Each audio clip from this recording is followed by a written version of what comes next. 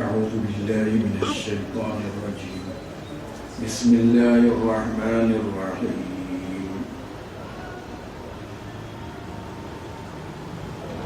ثمانية أزواج من الضأن اثنين ومن المعز اثنين قل أذكرين حرم أم الأنثيين أما اشتملت عليه أرحام الأنثيين نبئوني بعلم إن كنتم صادقين ومن الإبل اثنين ومن البقر اثنين قل أذكرين حرم أم الأنثيين أما اشتملت عليه أرحام الأنثيين أم كنتم شهداء إذ وصاكم الله بهذا فمن أظلم ممن افترى على الله كذبا ليضل الناس بغير علم إن الله لا يهدي القوم الظالمين قل لا أجد فيما أوحي إلي محرما على طاعم يطعمه إلا أن يكون ميتة أو دما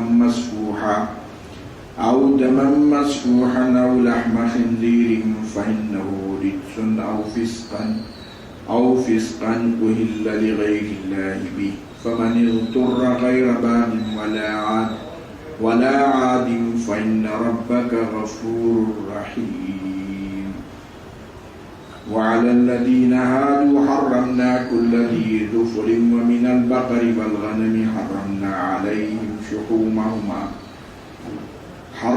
عليهم شحومهما إلا ما حملت ظهورهما أو الحوايا أو ما اختلط بعظم ذلك جزيناهم ببغيهم وإنا لصادقون فإن كذبوك فقل ربكم ذو رحمة واسعة ولا يرد بأسه عن القوم المجرمين.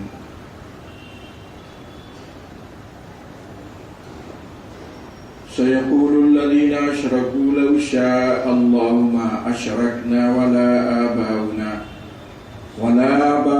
ولا حرمنا من شيء كذلك كذب الذين من قبلهم حتى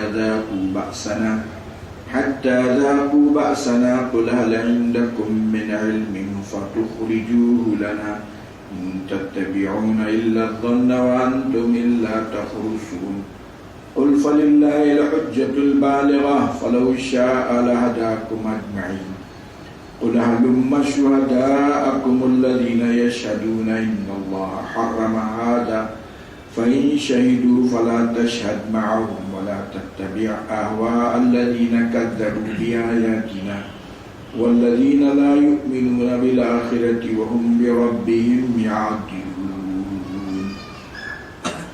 صدق اللہ العظیم. سورہ انبیاء میں ہم لوگ ہیں اور آج سے جو ہے آیت نمبر 142 سے ہم لوگ چل رہے ہیں اور یہ پچھلے آیات میں جو باتیں بتائی گئی تھی اسی کا تسلسل ہے اور مضمون یہ چل رہا ہے کہ مکے کے جو مشرکین تھے انہوں نے بہت سارے جانوروں کو اپنے طور پر بعض جانوروں کو مردوں کے لیے حرام قرار دے دیا تھا اور بعض جانوروں کو عورتوں کے لیے حرام قرار دیا. بحیرہ صاحبہ وغیرہ کا تذکرہ پیچھے درس میں ہو چکا ہے کہ بحیرہ مردوں کے لیے حرام ہے، صاحبہ عورتوں کے لیے. جس اونٹ کے 4 بچے ہو گئے مسلسل نر، عورتوں کے لیے اس کا گوشت کھانا حرام ہے، ان پر سواری کرنا حرام.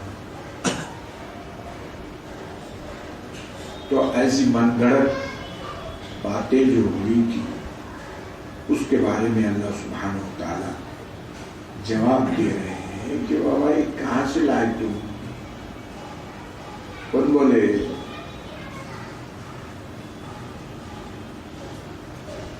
چنانچہ آج ارشاد ہے کہ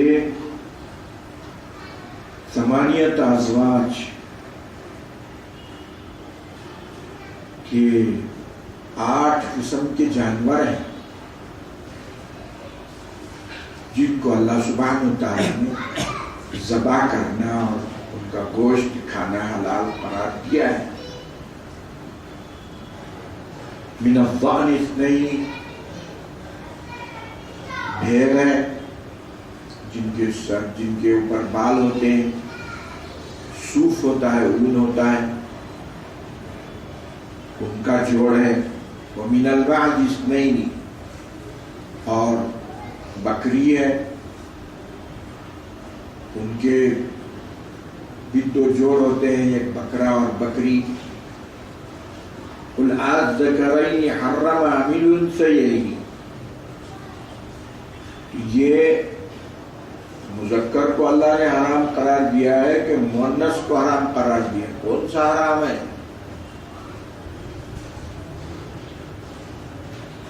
اما اشتملت علیہ ارحام الانثیین، یا یہ کہ وہ بکرا بکری وغیرہ کے پیٹ میں جو حمل ٹھہرا ہے ان میں سے کس کو حرام قرار دیا گیا ہے. نبئونی بعلم، ان سے بولیے ہے رسول اللہ کے رسول علیہ السلام، نبئونی بتاؤ تو کون سا ان میں سے حرام ہے آخر، ان کنتم صادقین، اگر تم اپنی باتوں میں سچے ہو.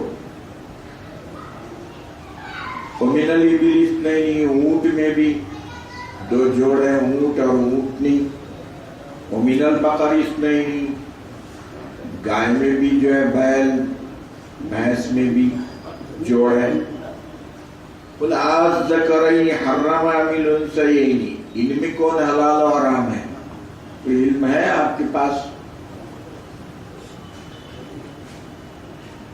اما اشتملت علیہ ارحام الانثیین، یا ہے کہ وہ بھینس اور گائے کے رحم میں جو بچے ہیں ان میں سے کون سے بچے حلال اور حرام ہیں؟ کچھ علم ہے آپ کو تو بتائیے.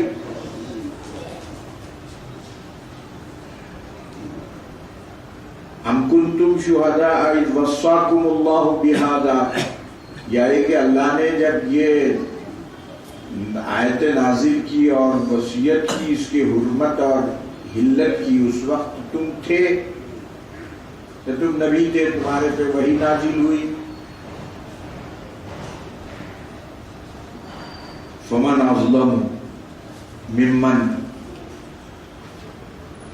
افترا علی اللہ کذبا، اس سے بڑھ کر ظلم اور کیا ہو سکتا ہے کہ جو اللہ پر ہی جھوٹ بولے.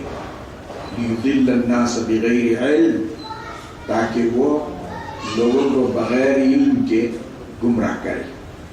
ان اللہ لا یہدی القوم الظالمین، اللہ سبحانہ وتعالی ایسی زیادتی کرنے والوں کو ہدایت نہیں فرماتی.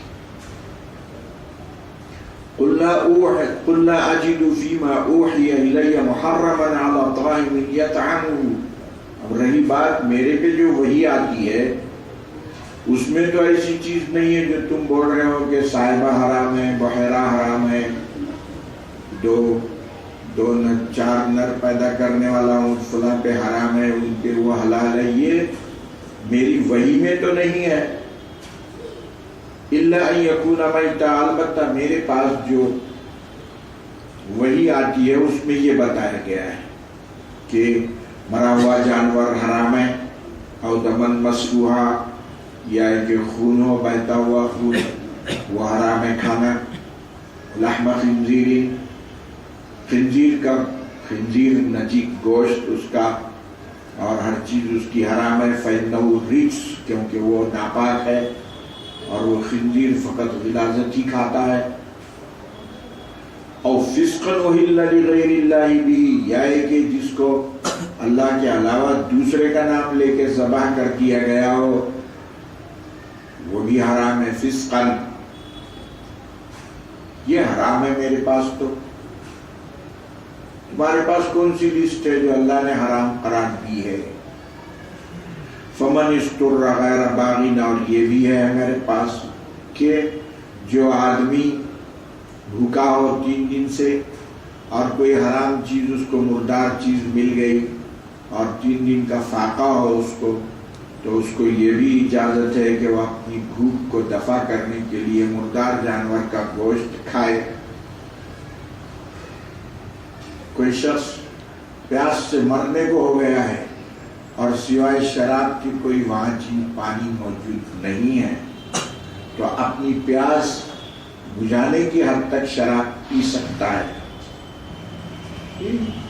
کی گنجائش ہے مذہب میں۔ لیکن فرما رہے کہ باغین والا عادی، غیر باغین والا عادی، لیکن اگر 4-5 گھونٹ پینے کے پاس پیاس بجھ گئی تو 6واں گھونٹ شراب کا لینا اس کے لیے زیادتی ہے۔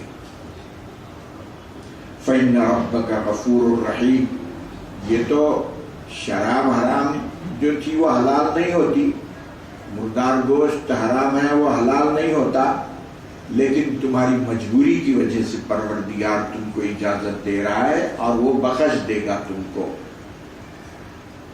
مطلب وہ پی کے، شراب پی کے اپنی پیاس بجھا لے، حرام مردار گوشت کھا کے اپنی بھوک مٹا لے، اللہ سے معافی چاہیے، یہ گناہ میرے سے ہو گیا ہے مجبوری میں، اس کو معاف کر دے۔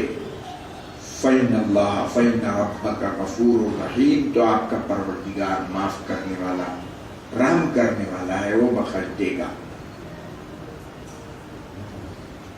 وَعَلَى الَّذِينَ هَادُوا حَرَّمْنَا كُلَّ ذِي ظُفُرٍ، تو اللہ سبحانہ و تعالیٰ ان کو ڈانٹ رہے ہیں کہ یہ اپنے من سے ایسی باتیں مت کرو، جس کو دل میں آیا حرام قرار دے دیا، جس کو دل میں آیا حلال قرار دے دیا، جبکہ تمہارے پاس کوئی وحی نہیں آ رہی ہے تو کہاں سے بول رہے ہیں سب یہ چیزیں۔ اس کے بعد فرماتے ہیں کہ وَعَلَى الَّذِينَ هَادُوا حَرَّمْنَا كُلَّ ذِي ظُفُرٍ، یہود پر ہم نے ہر کھر والے جانور حرام قرار دے دیے تھے، جیسے اونٹ ہے، گائے ہے، یہ ان کو کھانے کی اجازت نہیں تھی، جن کے کھر ہیں۔ وَمِنَ الْبَقَرِ وَالْغَنَمِ، گائے اور والغنمی اور بکریاں، حرمنا علیہم شحومہما، ان کی بھی چربیاں ہم نے ان پر حرام قرار دے دی تھی، الا ما حملت ظہورہما، مگر وہ چربی جو ان کی پیٹھ سے لگی ہوئی ہوتی تھی اس کو کھانے کی اجازت تھی، اوی الحیا حوایا، یا وہ چربی کے چیزیں جو آنتوں کو لٹکے ہوئے تھی، اور مختلط بعظم، یہ ہڈی سے جو چربی لگی ہوئی تھی اس کو کھانے کی اجازت تھی۔ تو کیا وجہ ہوئی اس کی؟ ذالک جزیناہم بالبغی، یہود میں جو سرکشی اور عدوان تھا اس لیے ہم نے ان پر یہ چیزیں حرام قرار دے دی تھی، ان کو سزا دینے کے لیے۔ وَإِنَّا لَصَادِقُونَ، اور ہم اپنے اس قول میں بالکل سچے ہیں۔ فَإِن كَذَّبُوكَ فَقُلْ رَبُّكُمْ ذُو رَحْمَةٍ وَاسِعَةٍ، ان سے کہہ دیجئے کہ بھائی اگر وہ انکار کریں، جھوٹ بولے، ان سے پوچھ لیجئے پہلے کہ یہ کو کہاں سے آئی یہ چیزیں، حرام کس نے قرار دیا ہے، کیا تمہارے پاس کوئی وحی آئی، یا اللہ سبحانہ وتعالیٰ نے جس وقت وصیت کی تم اس وقت موجود تھے؟ پوچھئے ان سے۔ اور اگر وہ جو ہے بے حیائی سے یہ کہیں کہ ہاں ہمارے پاس وحی آ گئی اور اللہ نے جب یہ چیزیں حرام کی ہم اس وقت موجود تھے، اب جب کفر و شرک پر ہی اتر آئے ہیں تو اب بغاوت ہی کی بات آ گئی ہے، یہ بھی کہہ سکتے ہو ہاں ہاں اللہ نے بولا ہمارے۔ فَإِن كَذَّبُوا، اگر وہ آپ کی تکذیب کرے اے رسول علیہ الصلوۃ والسلام، فَقُلْ رَبُّكُمْ ذُو رَحْمَةٍ وَاسِعَةٍ، ان سے کہہ دیجئے کہ میرا پروردگار رحمت والا ہے اور اس کی رحمت وسیع ہے، مطلب آپ کو سزا نہیں دے رہا ہے۔ میرا رب ذو رحمت واسعۃ، وسیع رحمت والا ہے، اور وہ تم کو سزا نہیں دے رہا ہے۔ تو یہ اس کی رحمت کا تقاضا ہے، رحمت واسعہ کا تقاضا ہے کہ وہ سزا تم کو نہیں مل رہی، ورنہ تمہارا جرم تو اس لائق ہے کہ سزا ملے۔ وَلَا يُرَدُّ بَأْسُهُ عَنِ الْقَوْمِ الْمُجْرِمِينَ، اور مجرم قوم سے اللہ کا عذاب دور نہیں ہوتا، اس کو ٹالا نہیں جاتا۔ جب عذاب آنا ہے تو اس وقت آ کے رہے گا۔ تو اتنے بے فکر بھی مت ہو جاؤ خدا کی رحمت سے کہ اس کا عذاب نہیں آنے والا ہے، بلکہ پروردگار کا عذاب جب آئے گا تو اس کو کوئی دفع نہیں کر پائے گا۔ سَيَقُولُ الَّذِينَ أَشْرَكُوا لَوْ شَاءَ اللَّهُ مَا أَشْرَكْنَا وَلَا آبَاؤُنَا وَلَا، اب کہنے لگے جی جناب یہ جو صاحبہ اور بحیرہ اور جو جانوروں کو ہم حرام قرار کرتے آئے ہیں، یہ ہم تھوڑی کر رہے ہیں، یہ تو ہمارے باپ دادا سے چلا آ رہا ہے، زمانے سے چلن پرمپرا چلی آ رہی ہے، ہمارے باپ دادا سب ایسا کرتے تھے، ان کی اتباع ہم کر رہے ہیں، کوئی نئی بات تھوڑی ہے یہ، اب اس کو روکنا نئی بات ہے، یہ تو جو ہے سنسکرتی چلی آ رہی ہے، ہماری ہسٹری اور تاریخ ہے یہ۔ اور اگر یہ بات بری ہوتی تو اللہ سبحانہ و تعالیٰ خود ان کو توفیق نہیں دیتا تھا ایسا کرنے کی۔ ایسا کرتے آ رہے ہو، اگر اللہ کو جو چیز ناپسند ہے تو کیسا ہو کے آتی تھی، اب تک روک دیتا تھا اللہ خود۔ اب اللہ سبحانہ تعالیٰ نے جب جاری رکھا اس کو اور ان کو منع نہیں کیا ہے اور کرتے رہے، اللہ سبحانہ تعالیٰ چاہتا تو ان کو عذاب دے کے ختم کر دیتا تھا۔ اب وہ جاری ہونے کے معنی یہ ہے کہ اللہ کو وہ پسند ہے۔ سَيَقُولُ الَّذِينَ أَشْرَكُوا، مشرکین کہیں گے لَوْ شَاءَ اللَّهُ مَا أَشْرَكْنَا، اگر اللہ چاہتا تو ہم ہمارے آباء و اجداد ولا آباؤنا، ہمارے باپ دادا شرک نہیں کرتے تھے، اور یہ ساری چیزیں جن کے بارے میں آپ بات کر رہی ہیں نہیں کرتے تھے اگر اللہ نہیں چاہتا تو۔ اللہ کی مشیت چلتی رہی، اس لیے تو وہ لوگ یہ کام کرتے رہے۔ وَلَا حَرَّمْنَا مِن شَيْءٍ، اور ہم ان چیزوں کو حرام بھی نہیں قرار دیتے تھے۔ بولیے ایسے سر پھرے لوگوں کا اب کیا جواب دیں گے آپ؟ کسی چور کو آپ پکڑے، شرابی کو، ایک صاحب ہم کو ملتے تھے بارکس کے رہنے والے، تو ایک اسٹیشن پہ ہم لوگ، بس اسٹیشن پہ لوگ آتے تھے ہم لوگ، تو انہوں ہمیں جب مست رہتے تھے شراب، ارے حضرت یہ چھوڑ دو نا، یا آپ دعا کیجیے، ایک روز، 2 دن، 3 دن، 4 دن چلا مست رہتے تھے شراب اور ضعیف عادت لگ گئی ہے بلا۔ پھر ایک دن ہم بولے ارے حضرت یہ کب تک ہے، آپ کی دعا قبول نہیں ہو رہی معلوم ہوتا۔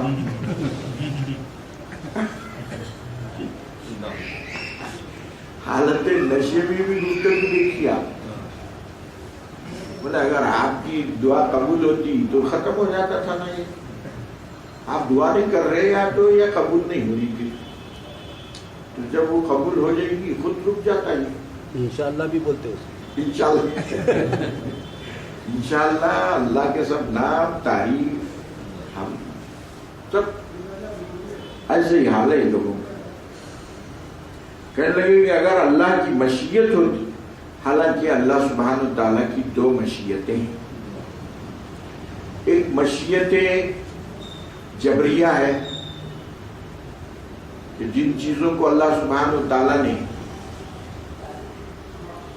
کی جبری مشیت ہے وہاں پہ، جیسے جھاڑ کو کھڑے کر دیا ہے، بیل کو جھکا دیا ہے، انسان کو کھڑے رہ کے پیدا کر دیا ہے، انسان کی جو تخلیق ہونے کی تھی ویسی تخلیق کر دیا ہے، اس کی جس کو جو رنگ روغن عطا کرنا تھا یہ کر دیا ہے. یہ جبری مشیت ہے، اس میں تبدیلی نہیں آ سکتی. اب ایک ڈنگی آدمی چاہے گا کہ میں کشمیر کے جیسا اونچا گورا گورا گنڈا زبردست آدمی بن، نہیں ہو سکتے آپ. تو مشیت جبریہ ہے اللہ سبحانہ وتعالیٰ کی. جھاڑ ہی چاہے گا کہ میں بیل کے جیسا جھکوں، چارہ اورا کھاؤں، نہیں ہوتا. اللہ سبحانہ وتعالیٰ کی مشیت جبریہ ہے، اور ایک اس کی مشیت اختیاریہ ہے. جیسے انسان کو اللہ سبحانہ وتعالیٰ نے جو شکل و صورت دی وہ پیدا کیا، مشیت جبریہ ہے. اور یہ جو اس کو اعمال خیر و شر کا اختیار دے دیا ہے یہ مشیت اختیاریہ ہے. آپ کو اعمال خیر کرنے کی اجازت ہے، آپ کو اعمال شر کرنے کی بھی اجازت ہے. چاہے تو سجدہ اپنا پیشانی اللہ کے سامنے جھکائے، چاہے بھی جا کے پتھر کے سامنے جھکائے، مرضی، اختیار ہے آپ کو. تو یہ اللہ کے اختیار کی وجہ سے ہی ہم کو پکڑا جا رہا ہے کہ ہم نے تم کو اختیار دیا ہے. تو اے کفار مکہ، اللہ سبحانہ وتعالیٰ نے تم کو جو اختیار دیا ہے خیر و شر کا، وہ مشیت اختیاریہ ہے تمہاری. اس میں اگر اللہ سبحانہ وتعالیٰ واقعی جبر سے کام لے تو پورے انسانوں کو قرآن مجید میں کئی جگہ فرمایا ہے، لو اراد اللہ الناس لجعلہم امۃ واحدہ. اگر اللہ سبحانہ وتعالیٰ پوری انسانیت کو ایک امت میں تبدیل کرے بنا دے سکتا تھا سب کو. اللہ سبحانہ وتعالیٰ اگر چاہے پوری انسانیت مومن ہو جائے تو وہ ہو سکتا ہے، کر سکتے تھے، لیکن انہوں نے ایسا نہیں کیا. اختیار دے دیا ہے، آپ دیکھیں آپ کیا کرتے ہیں، اور اس اختیار میں آپ کی پکڑ ہے. تو آپ اتنے سے فلسفے کو نہیں، سیدھی سی بات نہیں سمجھ رہے کہ اللہ کی مشیت اختیاریہ کو آپ جبریہ میں تبدیل کرنا چاہ رہے ہیں.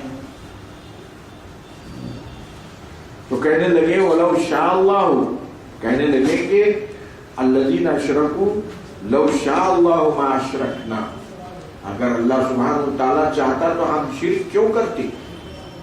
وَلَا آبَاؤُنَا، اور نہ ہمارے باپ دادا چل کرتے آتے تھے. یہ اللہ کی مشیت ہے بلکہ چل رہا ہے. وَلَا حَرَّمْنَا مِن شَيْءٍ، اور یہ جتنی حرمت کی چیزیں آپ بیان کر رہے ہیں ہم ایسا کرتے بھی نہیں تھے. اور جب ہم کرتے آ رہے ہیں ہمارے باپ دادا صدیوں سے کرتے آ رہے ہیں، اس کا مطلب یہ کہ اللہ کی مشیت ہوگی جبھی تو اس نے جاری رکھا یہ عمل کو. كَذَلِكَ كَذَّبَ الَّذِينَ مِن قَبْلِهِمْ حَتَّى ذَاقُوا بَأْسَنَا. ایسے نکلی ہوئی گفتگو ہے. جن لوگوں کا دماغ چل جاتا ہے، نکلے ہوئے ہوتے ہیں، وہ ایسی باتیں کرتے ہیں. دیکھیے امت میں جھگڑے ہونا چاہیے، ضرور جھگڑا ہونا چاہیے، لیکن علمی استدلال کا جھگڑا، علمی دلائل سے بات کی جائے،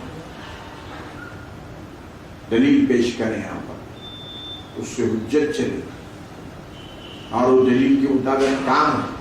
تو علمی حجت اور علمی بحث، مباحثہ، مناظرہ، دلائل، حجت ہونا چاہیے. اس سے ہر بات واضح ہوتی ہے. لیکن تعصبات کے جھگڑے، علمی دلائل ایک طرف، اس کو کوئی دیکھ رہا ہی نہیں، حدیثوں کو کوئی نہیں دیکھ رہا، قرآن کو کوئی نہیں دیکھ رہا، سلف صالحین کے اقوال کیا ہے کوئی نہیں دیکھ رہا. اور اپنے وہ باپ دادا نے جو وہ بول رہے تھے نہیں وہ ہمارے دادا کرتے آ رہے تھے، ہم بھی کر رہے ہیں، وہ چلا آ رہا ہے.